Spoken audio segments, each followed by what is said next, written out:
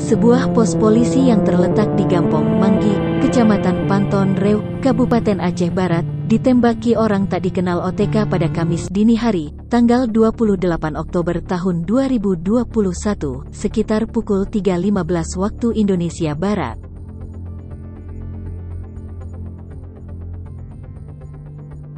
Hal tersebut disampaikan oleh Kepala Bidang Hubungan Masyarakat, Humas Polda Aceh Kombes Pol Winardi dalam keterangan tertulisnya untuk membenarkan adanya peristiwa penembakan tersebut.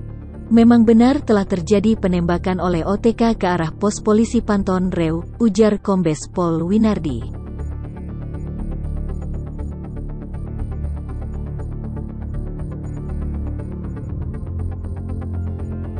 Kata Winardi, saat ini petugas masih melakukan olah tempat kejadian perkara, TKP, guna mengumpulkan barang bukti dan memeriksa beberapa saksi.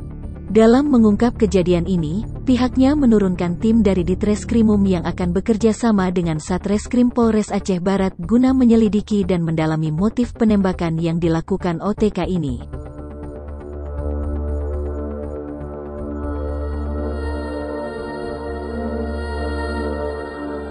Kata Winardi, sejauh ini berdasarkan hasil olah TKP, petugas menemukan selongsong dan beberapa proyektil peluru dengan kaliber 7,62x39 dan 5,56x45 mm.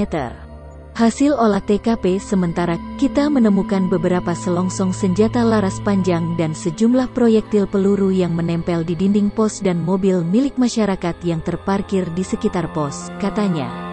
Dalam peristiwa penembakan yang dilakukan oleh OTK ini tidak ada korban jiwa, namun Kombes Pol Winardi menyayangkan terhadap peristiwa penembakan tersebut sebab di saat semua elemen masyarakat sedang bekerja keras untuk menanggulangi COVID-19, tapi masih ada juga oknum yang melakukan aksi yang dapat mempengaruhi Kamtibmas.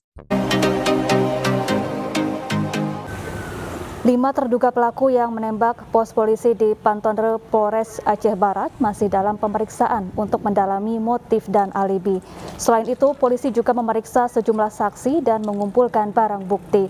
Akibat penembakan oleh orang tak dikenal Kamis dini hari lalu, pos polisi di Panton Reu rusak.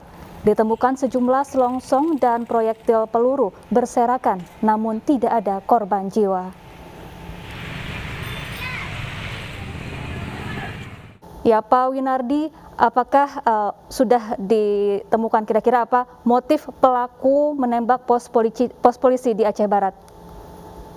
Ya, sampai dari tadi pagi kita lakukan telah mengamankan 5 orang secara beruntun ya, dari pagi sampai siang tadi, karena yang kita amankan ini beda-beda tempatnya tapi masih dalam wilayah hukum Aceh Barat. Nah, proses itu lagi kita lakukan pendalaman kepada kelima orang ini terkait dengan alibi dan motif mereka. Jadi kita cek alibi mereka satu persatu, nanti kita kaitkan dengan alat bukti yang kita ada, kemudian motif yang kita dapat dalam penyelidikan. Nah, kalau seandainya nanti kelima ini terkait dengan alat bukti yang kita temukan dalam proses olah TKP kemarin, maka kelima ini bisa kita tetapkan sebagai tersangka. Nah, perlu kami tambahkan lagi bahwa hasil olah TKP kami telah menemukan 16 selongsong peluru kaliber 7,62 dan 22 selongsong peluru kaliber 5,56. Nah, di dalam tembok juga kita temukan 4 proyektil peluru, kemudian 1 proyektil di pintu depan, dan 1 proyektil peluru di ruang tengah, di mana proyektil ini tembus ke televisi, kemudian memantul di tembok dan jatuh di ruang tengah. Nah, untuk menentukan jenis senjata apa yang ditembakkan oleh pelaku, memang kaliber ini bisa masuk beberapa senjata. Oleh karena itu, alat bukti yang kita dapat dari olah TKP kemarin, kita akan kirimkan ke laboratorium forensik untuk kita uji apakah jenis senjata apa yang digunakan oleh pelaku tersebut. Ya, Pak Winardi, apakah kelima orang ini saling kenal dan terafiliasi dengan kelompok tertentu, Pak?